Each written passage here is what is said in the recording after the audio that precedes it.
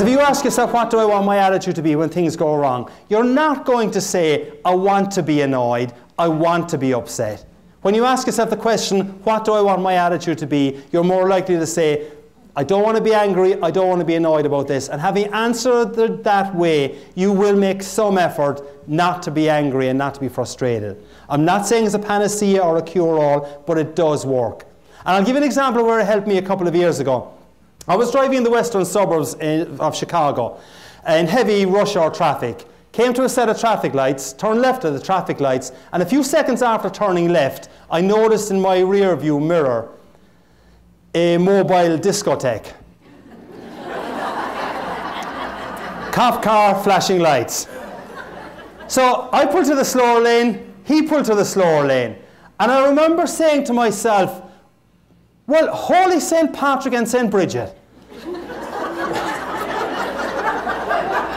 Bit of respect there, please. Holy St. Patrick and St. Bridget, what could that fine officer of the law want from an upstanding citizen like me?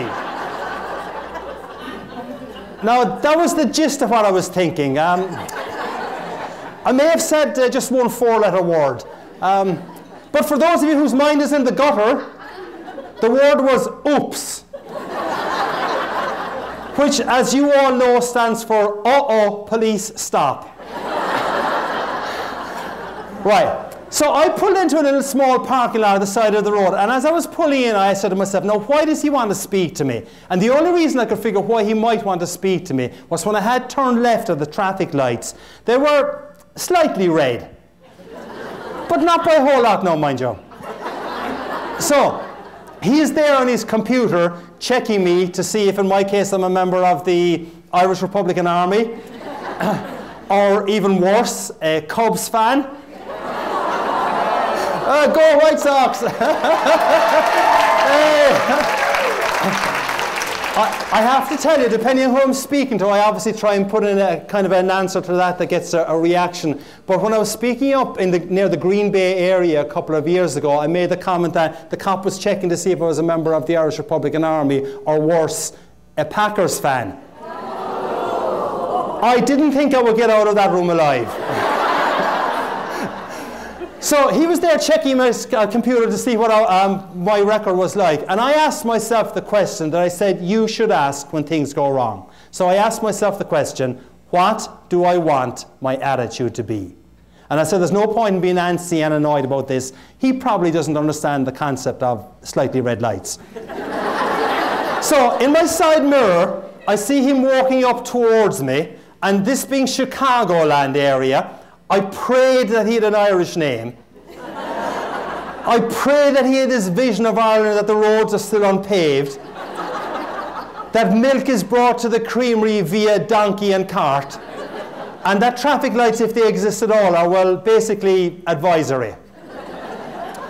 I look up. Officer Schmidt, who proceeded to tell me in minute detail what I had done wrong. He asked for my license and he asked for my insurance. Now, none of this is made up, I promise you. I had asked myself the question, what do I want my attitude to be? As he is looking at my license, he says to me, sir, I like your attitude. I'm thinking, woohoo, I'm getting away with this. Then he looks at my insurance and he says, sir, your insurance certificate is out of date. My wife normally looks after that, officer. He smiled. I think he realized he was dealing with one more administratively incompetent husband. Ladies, you know the story, I'm sure. And he just handed back the insurance certificate to me and he said, look, take it easy on that one. Now, I should tell you that this event happened on the 16th of March. Okay? One day before St. Patrick's Day. So the rest of the conversation went as follows. We're having great good fun, and as you will see, it continued that way. So the rest of the conversation went, how much will this cost me, officer? He said, I'll cite you for the red light. I'll leave you go on the insurance. That'll cost you $75, sir. $75? Do you know how many pints of Guinness I can get tomorrow for $75? The guy cracked up laughing. I think he thought I was on crystal meth. And he said to me, sir, if I was to cite you for the red light and the lack of insurance, this would be significantly more expensive. You'd have to go to a traffic court. So I said, thank you, I appreciate the break you're giving me. I pulled into a very small parking lot with only one access and egress, so I had to turn the car around and drive by Officer Schmidt. As I drove by Officer Schmidt, I kid you not, he waved to me with a genuine smile. That was how the conversation had gone. And I said, this is crazy. This guy's waving to me with a genuine smile and he's after fining me 75 bucks. And I waved back to him with a genuine smile saying, this is really crazy. He's fined me 75 bucks and I'm waving back to him. But what Officer Schmidt, though, would not have known was that for only $75, I had got a really memorable anecdote about the importance of asking yourself a really powerful question when things go wrong. And when things go wrong, and they will for every single person in this room at some stage, the question to ask yourself is, what do I want my attitude to be? It's a powerful question. If you get stuck in a traffic jam on the 88 this afternoon or 3:55 or going home and there's nothing you can do about it, ask yourself the question, what do I want my attitude to be? If you've got problems at work next week and something goes wrong, and it will, it's human nature, ask yourself the question, what do I want my attitude to be? If you've got a colleague who's struggling at work next week and you see that they're not in the best of form, if you can ask that person to remember what the Irish guy said last Friday, what do I want my attitude to be? It can make a difference to you.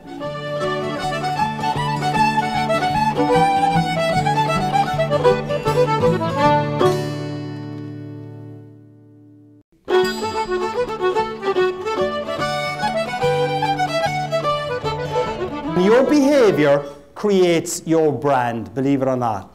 How you behave determines what people say about you. What people say about you is what your brand actually is.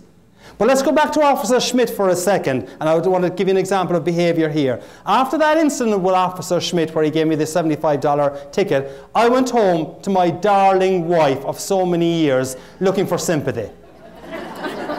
Did I get it? No. See, you women are all the same. So I'm sitting there at the kitchen table looking for sympathy and saying to my wife, well, do you know how many pints of Guinness I could get tomorrow for $75? Nothing. This is after 22 years of happy marriage. Now we've been married 29.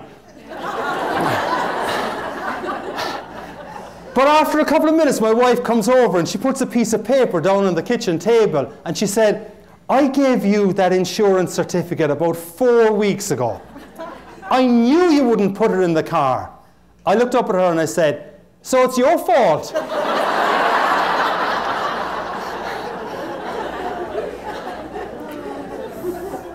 When I regained consciousness,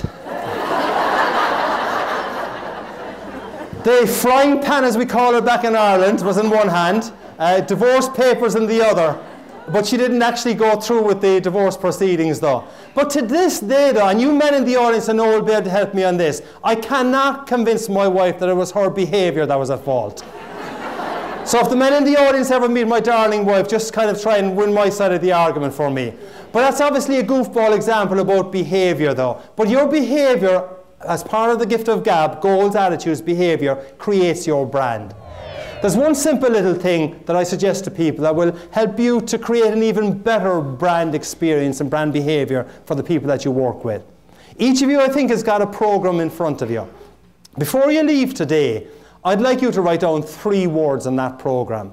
And maybe on a piece of paper, roughly the size of a credit card, write the 3 words down. And the 3 words I'd like you to write down that will make a difference to the gift of gab that you bring to other people is, if you were to write down the 3 words that you would like people to say about you after they have dealt with you. Because they're the 3 words that effectively describe your brand. And if you were to write down those 3 words and say, those are the 3 words that I would like people to say about me after they've dealt with me, in whatever area, in that neighbourhood or in my workplace.